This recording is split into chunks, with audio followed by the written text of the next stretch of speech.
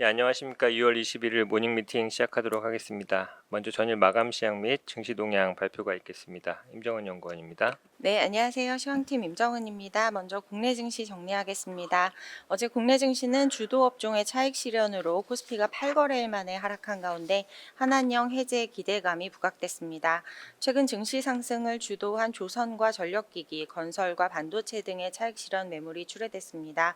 특히 조선주에 대해 밸류에이션 부담에 따른 투자 의견 하향 의견이 나오면서 업종 전반이 급락했습니다. 또한 트럼프 대통령이 자동차와 반도체, 의약품에 대한 관세를 한 달 내 혹은 그보다 일찍 발표할 것이라고 언급해 해당 업종이 약세를 보였습니다. 한편 중국 정부가 3월 민간 문화사절단을 한국에 파견하는 것을 시작으로 이르면 5월 중에 한한령을 해제할 가능성이 있다는 보도에 엔터와 미디어 그리고 화장품 등 관련주가 급등했습니다. 다음 해외 증시입니다. 미국 증시는 월마트가 시사한 소비심리 약화 우려에 3대 지수가 하락했습니다. 선행지표 부진도 경기 불안을 자극했습니다. 월마트는 지난 4분기 실적은 예상치를 상회했으나 올해 수익 전망치 실망감에 급락하면서 다우지수 하락을 주도했습니다. 팔란티어는 국방 예산 삭감 방침에 이틀 연속 급락했고 JP모건과 모건 스탠리 등 은행주도 약세를 보였습니다.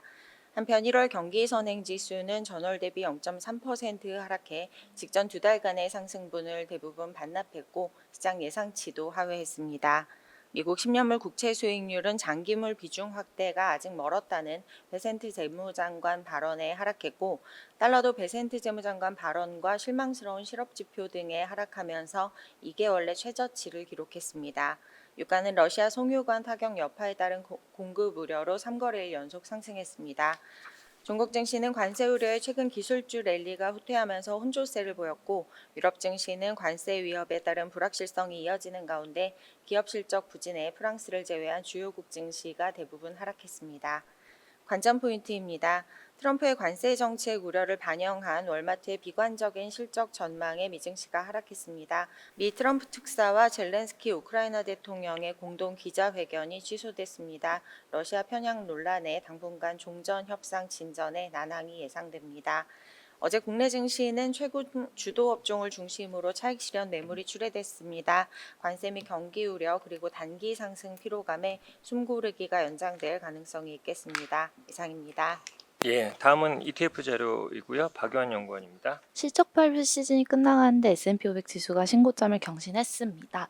그러나 이제 지정학적 불확실성, 무역 정책의 불투명성이 시장의 위험 선호를 제한하면서 투심이 성장주보다는 가치주 펀드로 기울었습니다.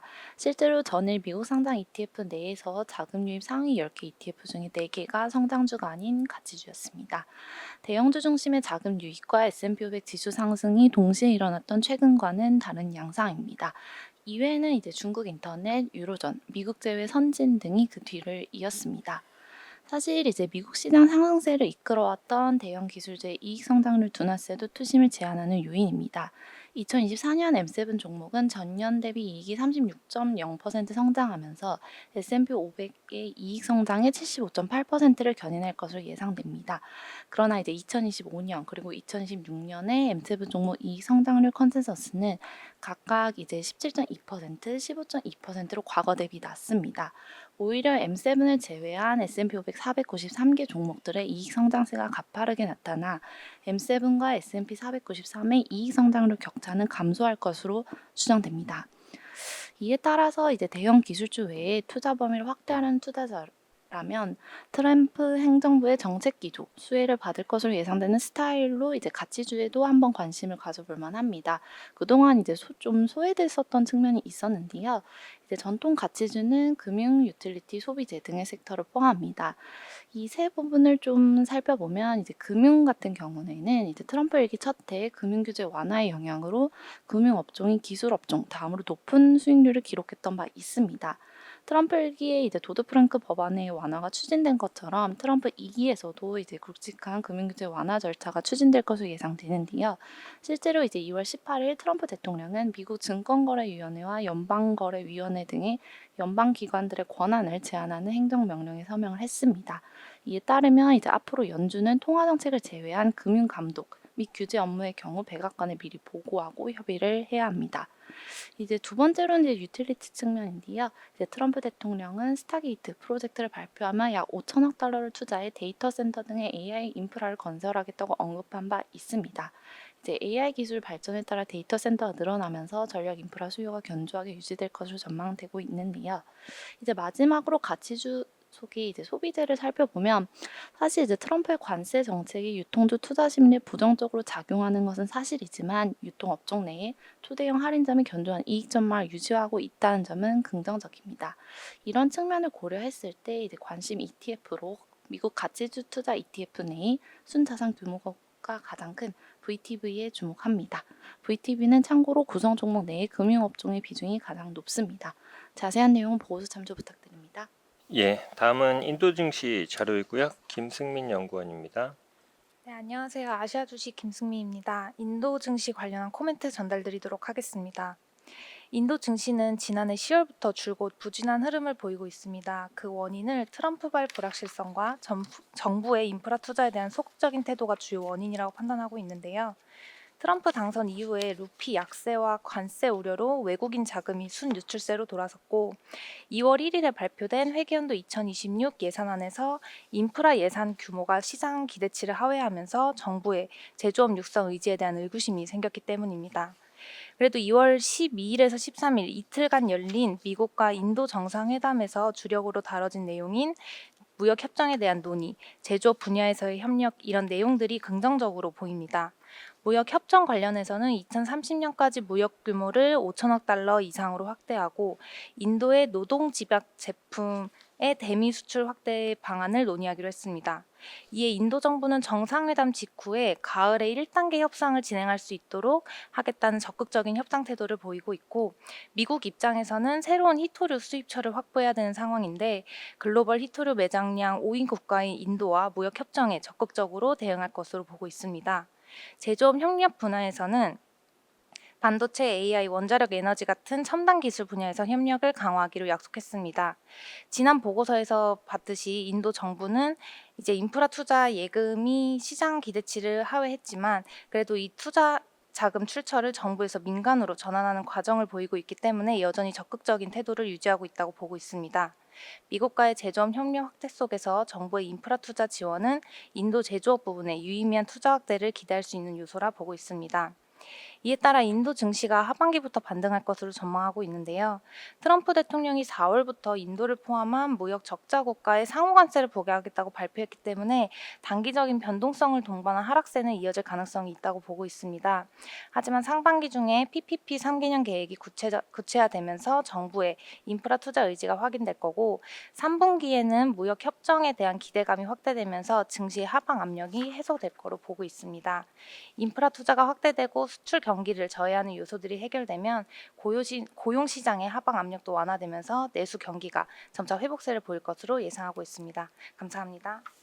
예, 다음은 기업 및 산업 분석 순서입니다. 먼저 삼성생명과 하나생명의 4분기 실적 리뷰 자료 말씀드리도록 하겠습니다. 강승권입니다. 삼성생명에 대해서 투자 의견 발의를 유지하지만 목표 주가는 12만 원으로 4% 하향 조정합니다. 이번 4분기에는 킥스가 하락하고 또 2024년도 DPS 예상치를 하회했으며 매우 부진했던 4분기 보험 손익 등이 반영이 됐습니다.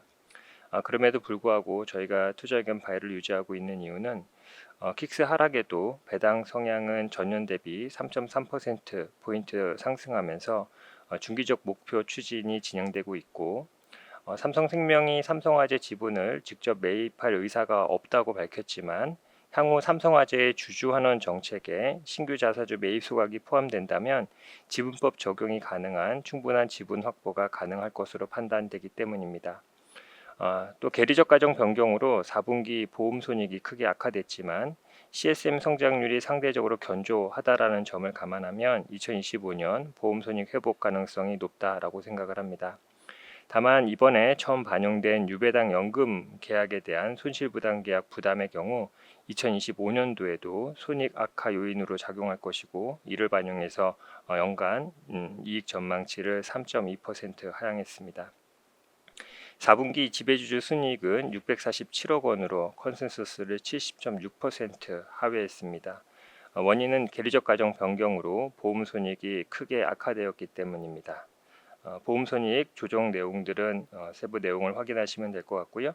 반면에 투자 손익은 큰 폭으로 개선이 되었는데 이는 보험 손익의 마이너스 요인이었던 해지 계약의 회계 처리 방법론 변경으로 인해서 3,400억 규모의 보험금융 손익 개선 효과가 일시적으로 반영되었기 때문입니다. 킥스는 180% 수준으로 전분기 대비 13%포인트 하락했습니다. 다음은 하나생명입니다. 투자 의견 홀드를 유지하고 목표 주가도 2,850원을 유지합니다. 저희가 투자 의견 홀드를 유지하는 이유는 4분기 킥스가 165%로 전분기 대비 0.5%포인트 상승했지만 이는 후순위채 8천억 조달의 영향이 반영된 결과입니다. 2025년 연초에 할인율 관련된 규제 강화를 감안할 때 2025년에 킥스 비율 역시 제한적인 수준에서 회복이 진행될 것으로 생각이 됩니다. 따라서 감독 당국의 규제 완화가 동반되지 않는다면 2024년도에 이어 2025년도에도 배당은 쉽지 않을 것으로 생각을 합니다. 2024년 신계약 AP는 18.2% 증가했고 신계약 CSM은 16.5% 감소했습니다. 하지만은 보유 CSM은 2023년 말 대비해서 1.4% 감소했습니다. 공격적인 신계약 판매 경쟁에도 불구하고 CSM 성장이 상대적으로 부진하다라고 판단을 내립니다. 4분기 별도 기준 순이익은 1,360억 원으로 컨센서스를 20.3% 상회했습니다. 다른 경쟁사 대비 계리적 가정 변경의 영향이 적어서 보험 손익이 상대적으로 안정적으로 관리되었다라고 판단을 내리고 있기 때문입니다. 2024년도 말 기준 보완자본은 신종자본증권 1.1조와 후순위채 2.8조가 발행되어 있고 2025년도에도 보완자본 발행이 지속되는 경우 조달 비용과 관련되어 있는 부담이 증가할 가능성이 있습니다. 다음은 현대차 말씀드리겠습니다. 강성진 연구원입니다.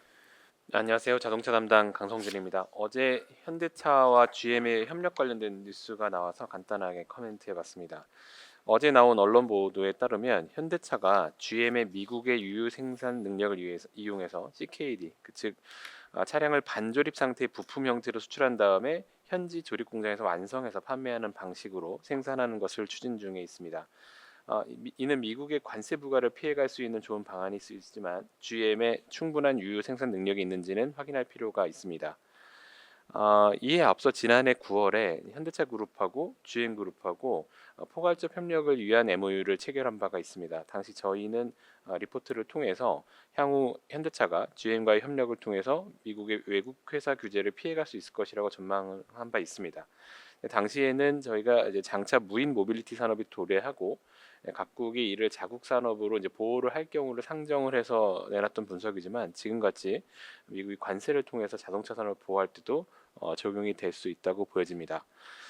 만약 이런 보도가 그 사실로 실제로 연결이 된다면 현대차는 당연히 관세를 부담하는 것보다는 GM의 일부 마진을 주고 CKD 방식으로 생산하는 것이 나을 거로 판단이 되고요. 만약 또 그렇게 된다면 CKD 사업을 담당하고 있는 현대글로비스의 수혜도 예상을 해볼 수가 있습니다.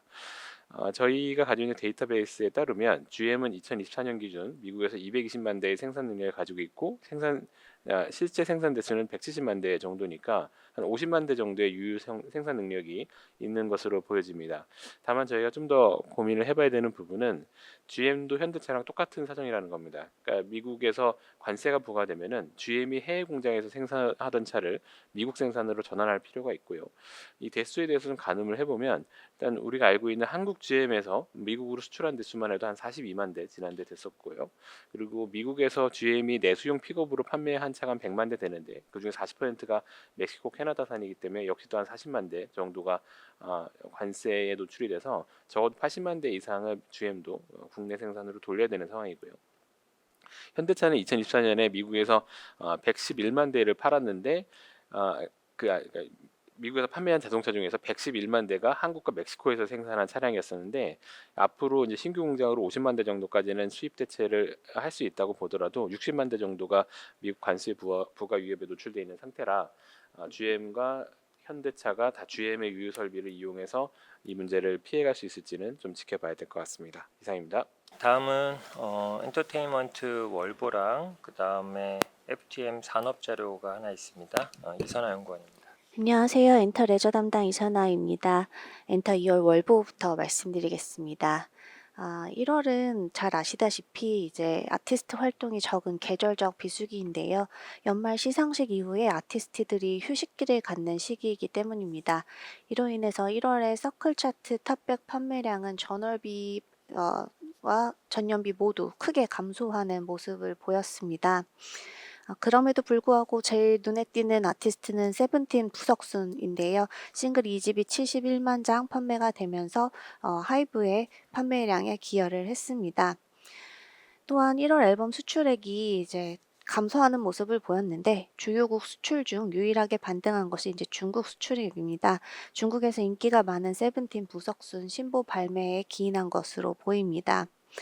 한편 블랙핑크가 2025년 월드 투어 1차 일정을 발표를 했는데 스테디움 공연을 포함해서 약 13회 규모로 이제 2026년 1월까지 진행될 것으로 발표를 하면서 전일자 YG 엔터테인먼트의 주가가 강세를 보였습니다.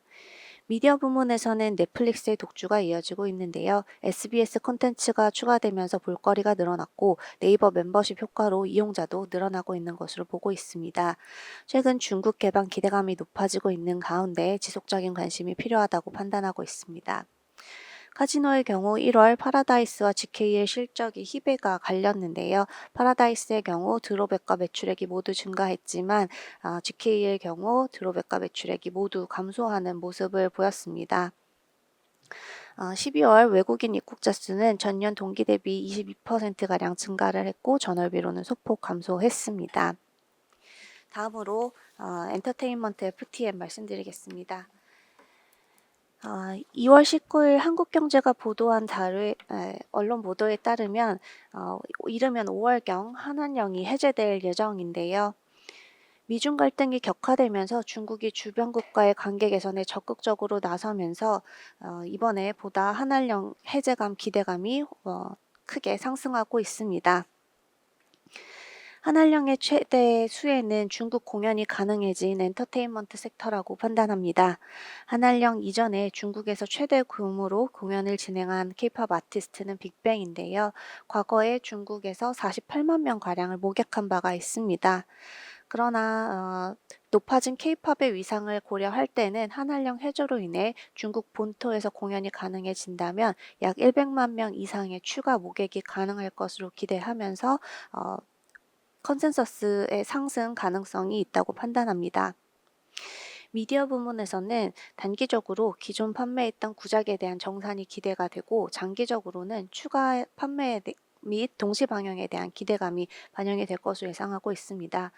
한한령 이전에 미디어 콘텐츠 중국 판매 금액은 1,100억 원 수준이었는데요. 한한령으로 인해서 연간 400억 원대로 하락했지만 한한령 해제 시 과거 수준으로 회복할 수 있을 것으로 기대를 하고 있습니다.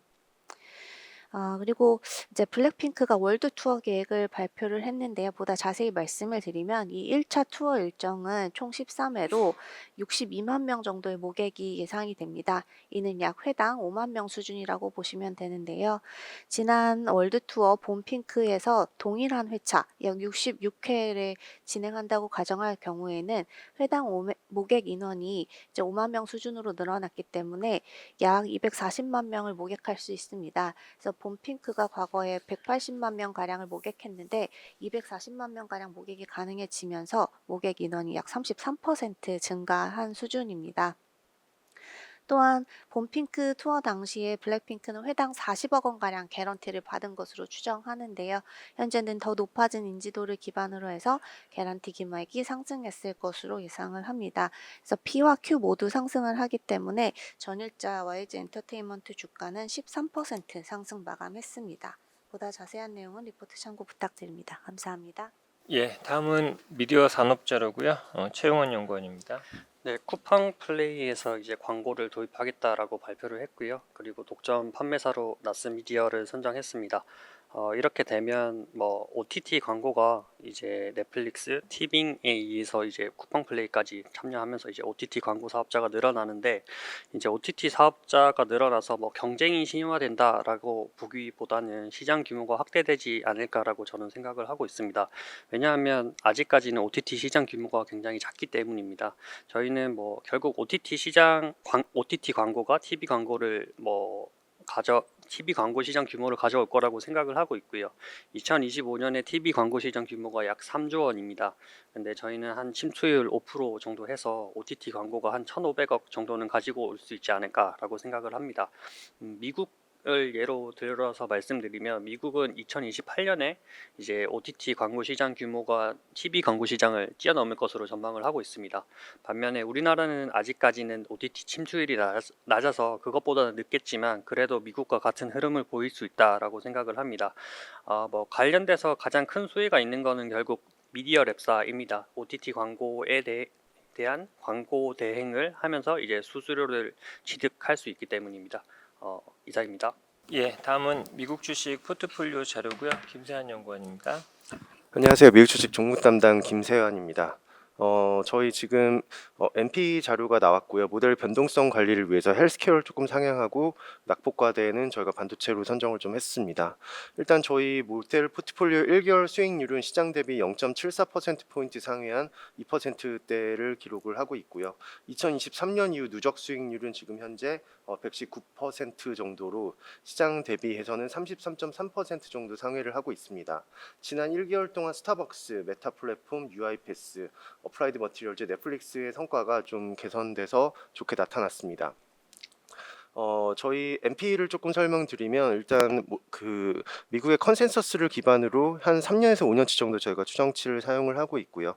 이익과 매출 성장성을 반영한 밸류에이션 상대 비교로 주가가 저평가된 기업의 비중을 상향하고, 턴오버 레이셔를 조금 고려해서 빈번한 종목을 교체하기보다는 안정적으로 장기적 성장이 나타나고 있는 기업들의 비중을 높여서 초과 성과를 달성하는 전략을 가지고 있습니다.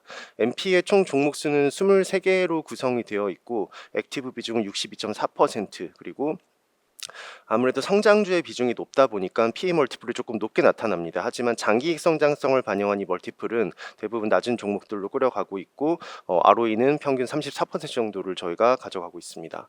이번 포트폴리오 리밸런싱을 말씀드리면은, 투하자본 대비 이익과 주가를 반영한 저희는 S&P 500과 IT 섹터는 다소 고평가 구간에 진입했다고 판단을 하고 있습니다. 하지만 반도체 같은 경우는 낙폭과대가 조금 나타났고, 헬스케어는 적정 주가 수준을 찾아가고 있기 때문에 비중을 조금씩 상향하는 그런 리밸런싱을 진행을 합니다.